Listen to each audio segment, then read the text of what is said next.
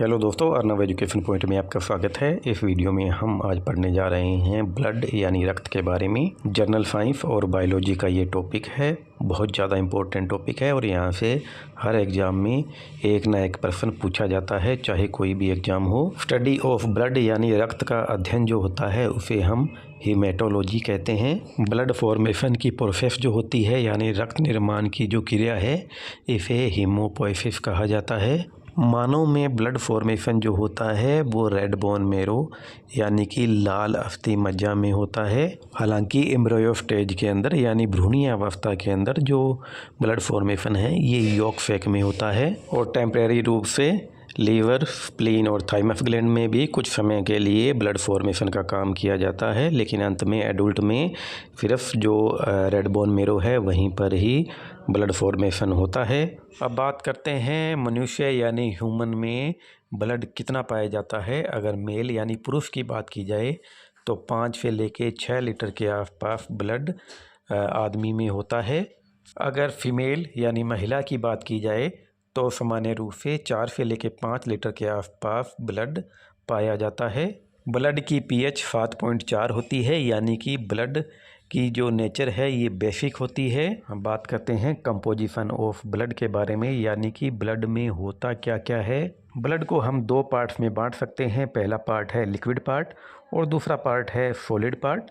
Liquid part को matrix भी कहते हैं, इसके अलावा इसे प्लाज्मा भी कहा जाता है और ये 55% हिस्सा रखता है। और दूसरा पार्ट है सॉलिड पार्ट, ये 45% होता है और इसमें ब्लड कार्पसल यानी रक्त कणिकाएँ पाई जाती है। ब्लड कार्पसल यानी रक्त कणिकाएँ 3 प्रकार की होती है। पहली होती है आरबीसी यानी रेड ब्लड सेल, लाल रक्त कणिकाएँ। दूसरी है डब्ल्यूबीसी यानी वाइट ब्लड सेल और तीसरी है प्लेटलेट्स। आरबीसी यानी रेड ब्लड सेल को एरिथ्रोसाइट भी कहा जाता है। अगर कहीं एरिथ्रोसाइट लिखा हो तो उसका मतलब है आरबीसी। डब्ल्यूबीसी को ल्यूकोसाइट कहा जाता है। इसके अलावा प्लेटलेट्स को थ्रोम्बोसाइट कहा जाता है। अब हम वापस लिक्विड पार्ट यानी प्लाज्मा पर आते हैं। प्लाज्मा का 90 से लेके 92% पार्ट जो है उसमें सिर्फ वाटर यानी पानी ही होता है और 8 से 10% पार्ट सॉलिड होता है। प्लाज्मा के इस सॉलिड पार्ट में ऑर्गेनिक व इनऑर्गेनिक कंपाउंड होते हैं। अगर हम ऑर्गेनिक यानी कार्बनिक भाग को देखें तो इसमें मुख्य रूप से प्रोटीन पाई जाती है और इस प्रोटीन में सबसे अधिक एल्बुमिन होती है जो कि 4% है। दूसरी सबसे अधिक पाई जाने वाली प्रोटीन जो है वो है ग्लोबुलिन, जो कि 2 से लेकर 2.5% के आसपास मिलती है। ब्लड में 3 प्रकार की ग्लोबुलिन पाई जाती है, अल्फा ग्लोबुलिन, बीटा ग्लोबुलिन और गामा ग्लोबुलिन। दोस्तों, पिछले वीडियो में हमने एंटीबॉडीज के बारे में पढ़ा था।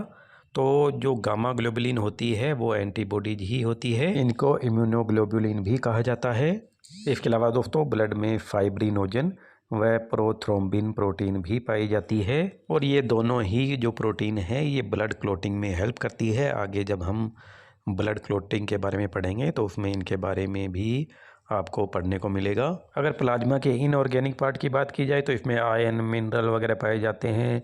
इसके अलावा दोस्तों इसमें गैसेज भी पाई जाती है जैसे कि ऑक्सीजन, कार्बन डाइऑक्साइड, नाइट्रोजन वगैरह। दोस्तों, हमारे ब्लड में 100 ml ब्लड के द्वारा लगभग 20 ml ऑक्सीजन का ट्रांसपोर्ट किया जाता है। इसका कारण ये है कि हमारे ब्लड के 100 ml ब्लड में कुल मिलाकर 15 ग्राम के आसपास हीमोग्लोबिन होता है और 1 ग्राम हीमोग्लोबिन 1.34 ml ऑक्सीजन का ट्रांसपोर्ट करता है।